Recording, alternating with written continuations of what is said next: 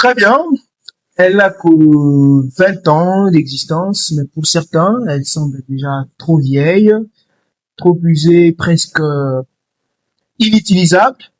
On l'accuse d'être dépassée alors qu'elle ne fait que porter les aspirations d'un peuple en quête de stabilité et de justice. Elle semble fatiguée non pas par l'âge, mais par les coups portés à son esprit. Il s'agit de la Constitution de la République démocratique du Congo qui a totalisé hier, mercredi 18 février. Elle a totalisé 20 ans. Elle a été promulguée le 18 février 2006. Cependant, malgré le 20 ans d'âge, les débats restent désormais sur son respect plutôt qu'à son âge. C'est à travers cette pensée que nous ouvrons ce nouveau numéro d'émission Vérité en face, diffusé sur Top Actu News. D'entrée de jeu, je vous demande une chose, la main sur le cœur. Abonnez-vous à notre chaîne, suivez toutes nos plateformes sur Facebook, Twitter, YouTube, TikTok et bien d'autres. La deuxième des choses, aimez la vidéo que vous suivez, partagez-la pour nous donner encore assez de la force. Conférence de gouverneurs, quelle posture politique pour l'Union sacrée Kwilu. C'est autour de cette émission que nous allons devoir conduire, c'est autour de ce thème, allais-je dire, que nous allons devoir conduire cette émission bilingue qui sera conduite en français et en lingala pour faciliter la compréhension. Je reçois pour vous aujourd'hui Maître Alain Yamba, secrétaire permanent adjoint de l'Union sacrée Kwilu. Maître Alain Yamba, bonjour. Bonjour, monsieur le journaliste. D'entrée de jeu, Boni Santé ADD Congo, Boni Santé à Union sacrée Kwilu.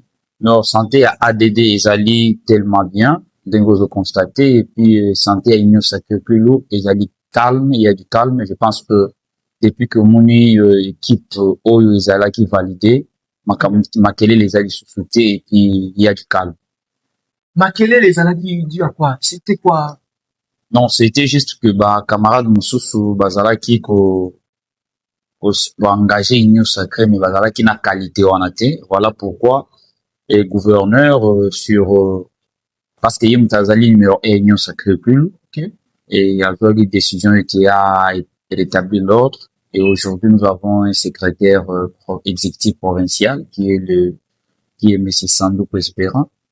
Et on a chapeauté, va fédérer Union sacrée Kwilu Awa, à travailler en connivence avec le gouverneur de la province. Donc, pour le moment, il y a de l'ordre.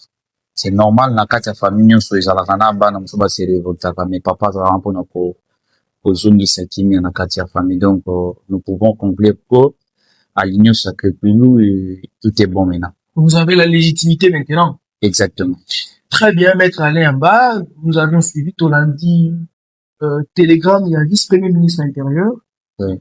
Il a reprogrammé date à tenue à 13e session de conférence à la gouverneur. Oui. Et qu'on a la du 3 Oui. au 7 mars 2026 na Kwilu, la province à Kwilu précisément la ville à Bandundu, chef lié à province.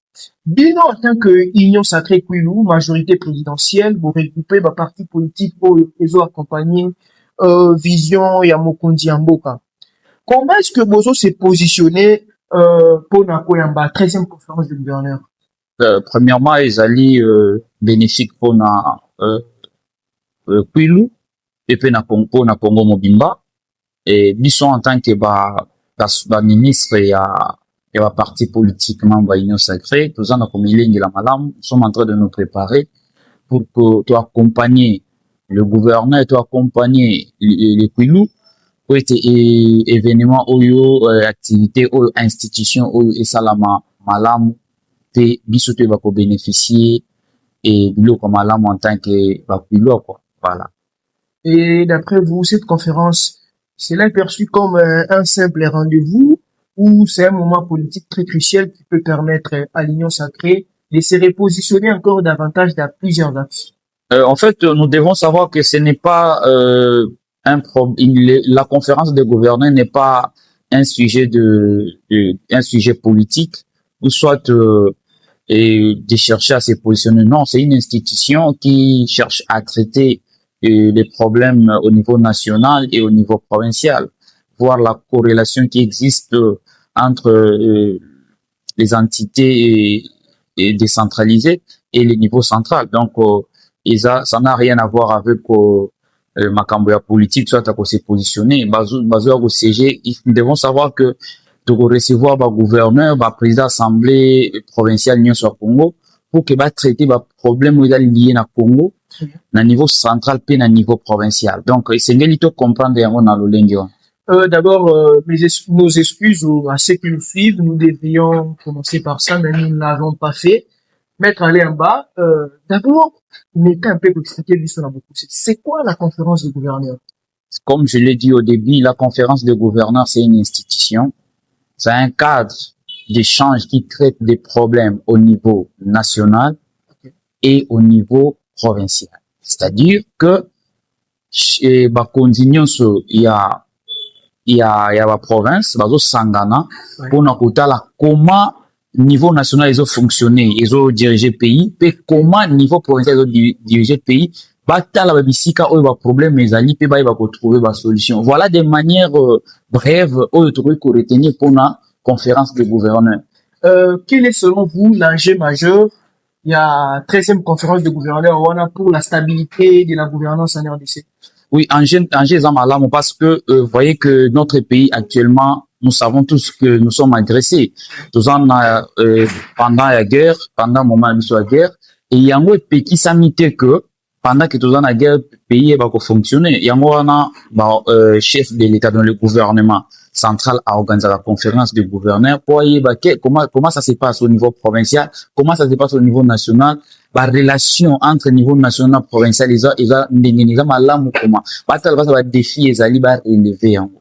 Voilà, yango wana tozana ko milengela ete nyonso ekolobama surtout pe pona biso na niveau ya Kwilu, je pense le gouverneur de la province a kozala pona ko lobela pe et province na ye. C'est vrai que kozala ka yemo lo ya province ne bango so lo ya province na bango mais ko lobela pe province na biso Kwilu po ete bisika o izala ki mo boité et ba ko kozala relever. Les partis membres de l'Union sacrée, vous êtes au nombre de combien? Nous sommes une soixantaine. Une soixantaine. Oui. Ici en province, ici en province, vous êtes une soixantaine des partis membres de l'Union sacrée. Une soixantaine. Quelles sont les priorités que vous avez alignées pour défendre cette province, pour défendre la position stratégique du chef de l'État durant cet événement national? En fait, nous allons tout simplement accompagner cet événement. Si, par exemple, que les besoins se présenteraient pour que les fédéraux puissent poser tels actes, nous savons très bien que la conférence de gouverneurs, nous ne sommes pas partie prenante, la population n'est pas partie prenante. Nous allons rester dehors parce que ça n'engage que le gouverneur, le président des assemblées provinciales, et puis nous serons là juste pour les accompagner. S'il y a un besoin, on viendra pour surmonter le problème. Voilà, c'est un peu ça. Donc, et je pense que de notre côté, nous aurons notre cahier des charges. Nous allons remettre ça au gouverneur de la province pour qu'il y ait une équipe au gouvernement.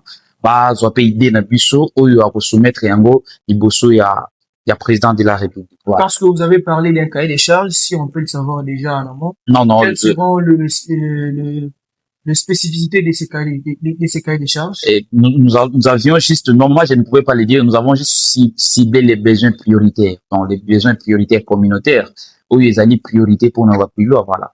Je disais, vous avez parlé d'un cahier des charges que vous allez soumettre au gouverneur des provinces. Est-ce qu'aujourd'hui, le fonctionnaire, le travailleur des institutions provinciales peine à être rémunéré de manière digne? Est-ce que ces problèmes fera partie de vos priorités?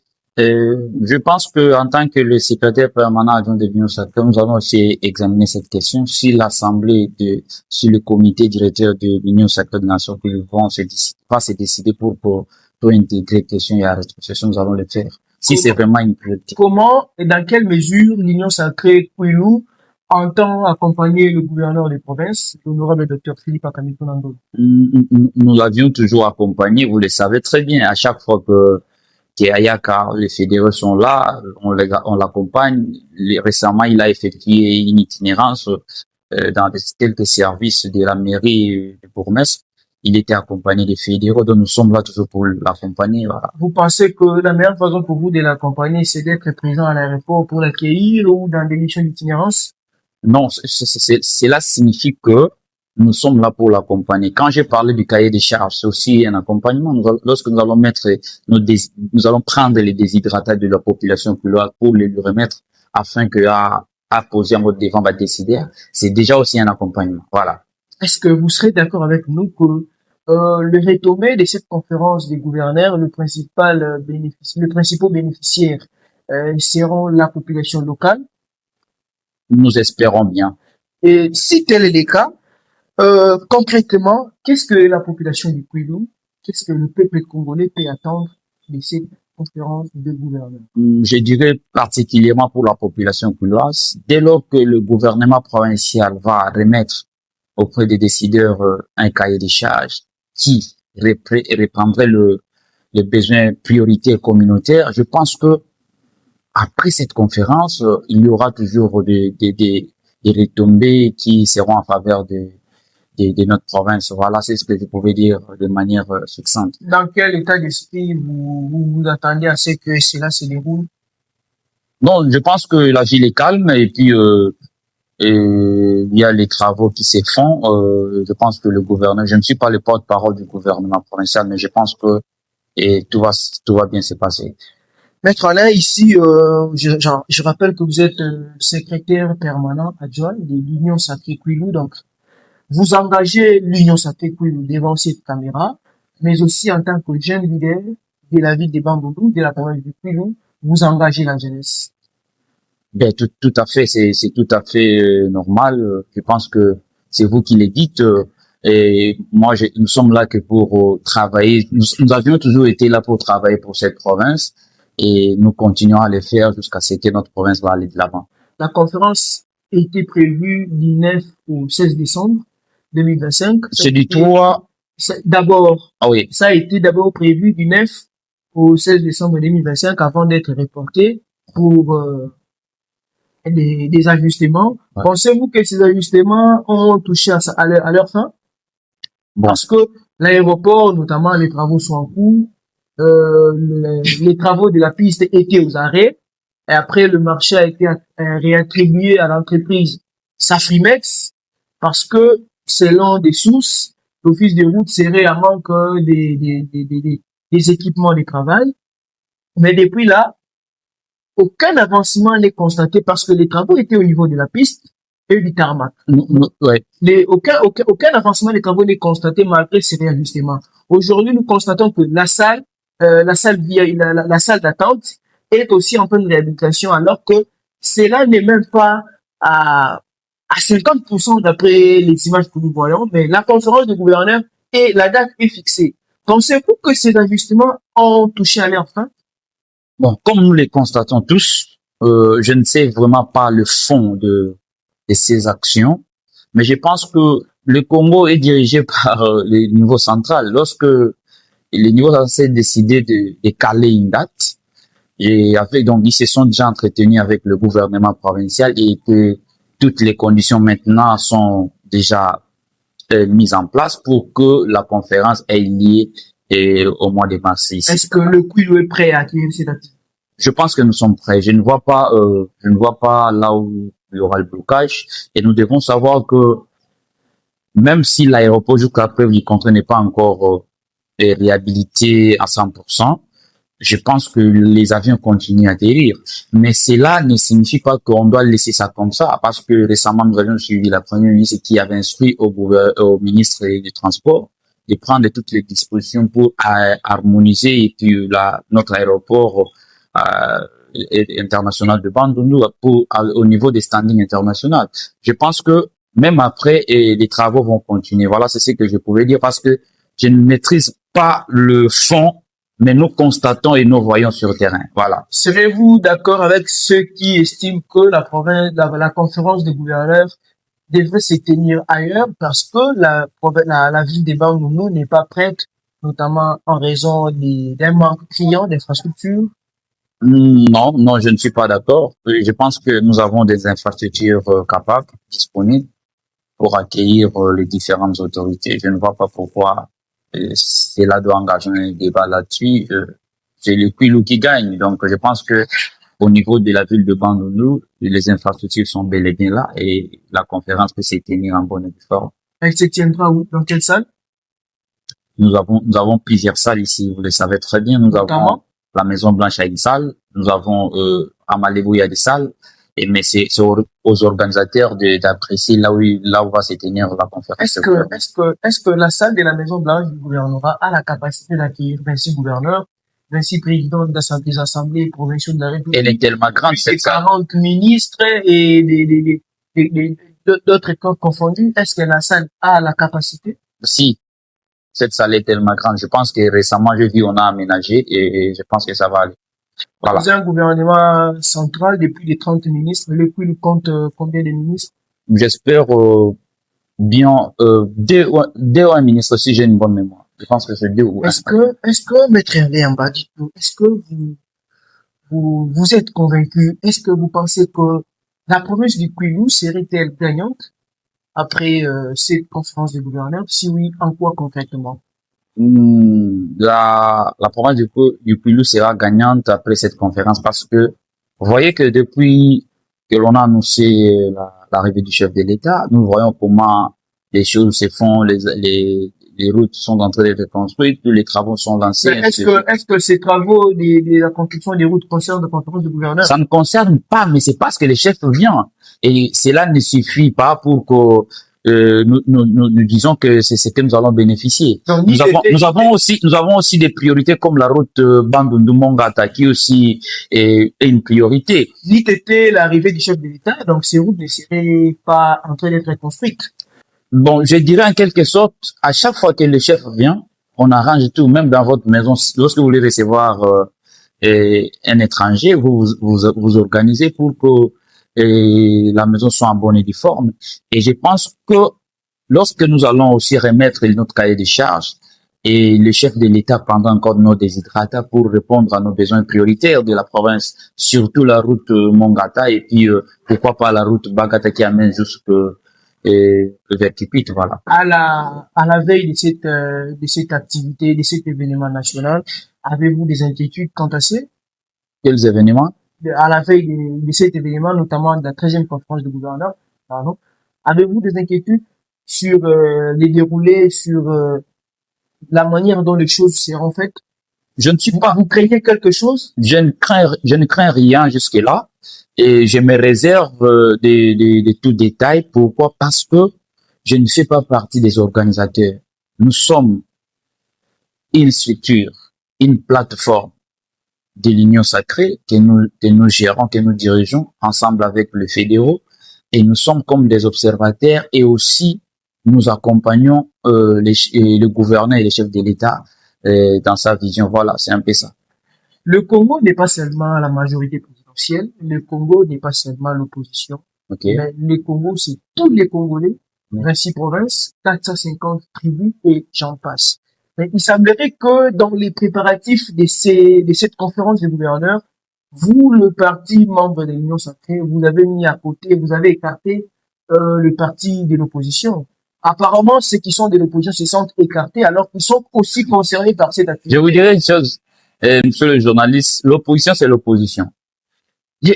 La plateforme Union sacrée bel et bien claire. Elle part des partis membres de la majorité. Alors, lorsque soit vous êtes dans la majorité, soit vous êtes dans l'opposition. On ne peut pas s'assembler avec les opposants. C'est impossible. C'est impossible. Donc là, c'est clair. Il n'est pas question, les pays, nous savons bien que l'opposition est régie dans notre loi fondamentale, qui est la constitution du pays. Mais l'opposition ne s'assemble pas avec la majorité. Si s'assemble avec, ça dit qu'elle n'est plus opposition.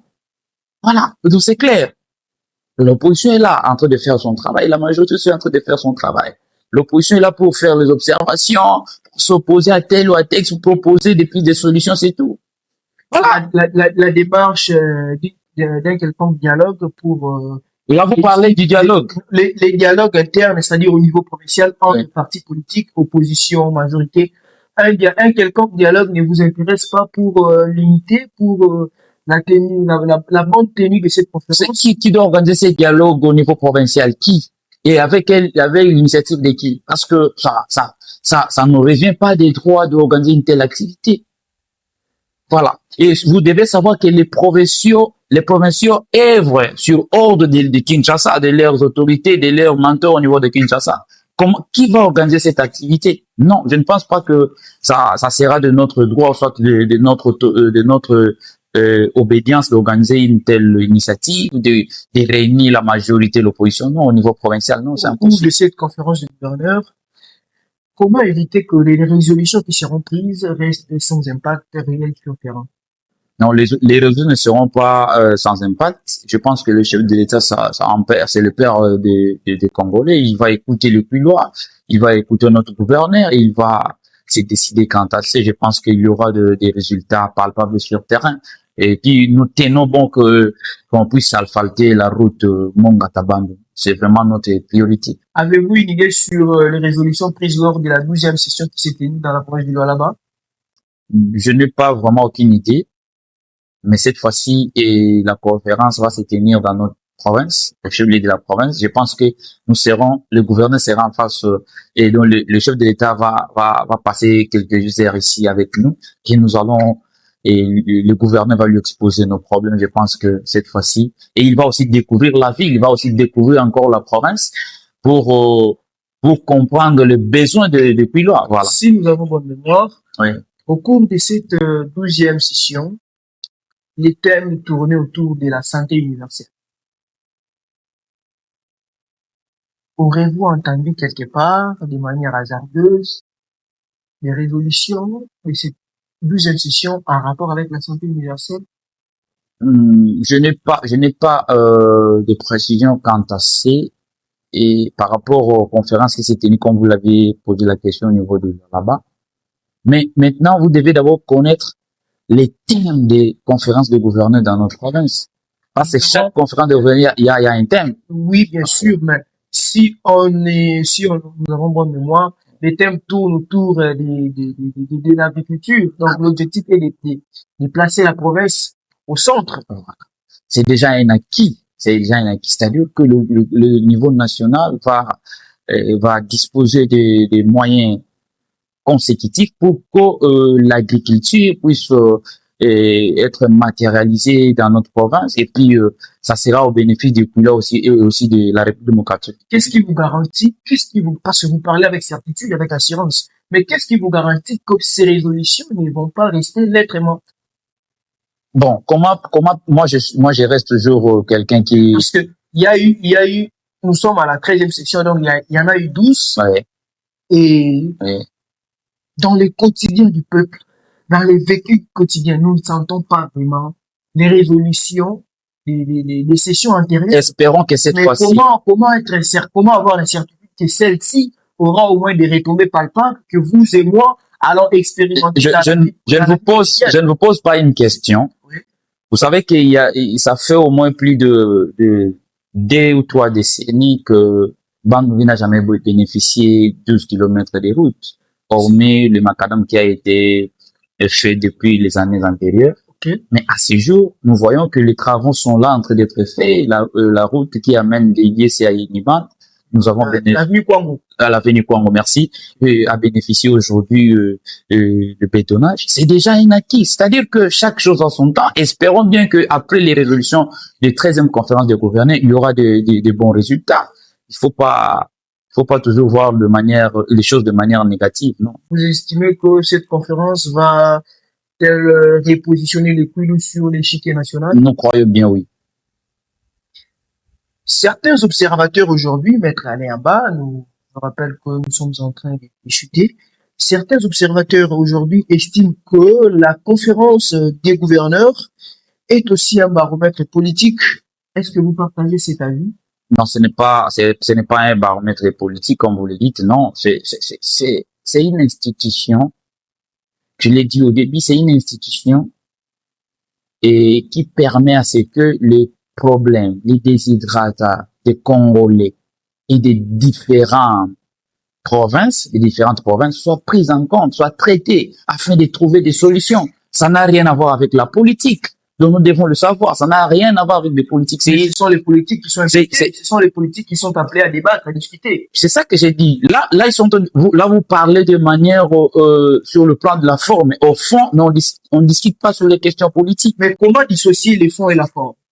La forme, ce sont des politiciens qui qui sont en train de travailler. Au fond, ils discutent sur les questions des populations, des questions économiques, des questions sécuritaires. Voilà. Donc, ça n'a rien à voir avec la politique. Et vous estimez que les résolutions prises ne seront pas, influencées par les décisions politiques ou les influences politiques? Pourquoi nous devons toujours voir des choses de manière négative? Non, ça, moi, j'aime pas que l'on reste sur les supputations, les spéculations. Ce qui est important, il y aura conférence des gouverneurs, il y aura des questions qui seront traitées et au finish, nous attendons le résultat. Pourquoi toujours penser à la négativité? Non. Après cette conférence des gouverneurs, quelles seront les priorités que l'Union sacrée va porter? Premièrement, je ne suis pas vraiment autorisé à dévoiler, mais je parle d'abord la première priorité, c'est l'asfaltage de la route Monga-Tabandou, qui sera succédé des différentes priorités encore, que nous allons, déjà, nous sommes en train d'élaborer le cahier des charges avec les équipes provinciales. Je pense que au moment opportun, lorsque nous allons les remettre auprès du gouverneur, et nous reviendrons encore pour dire à la population ce que nous avions proposé. Très bien.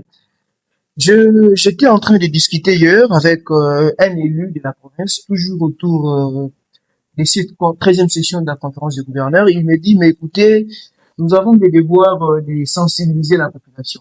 Parce que moi, je me trouve actuellement à Kikwit, et lorsque j'analyse la perception de la population a peur.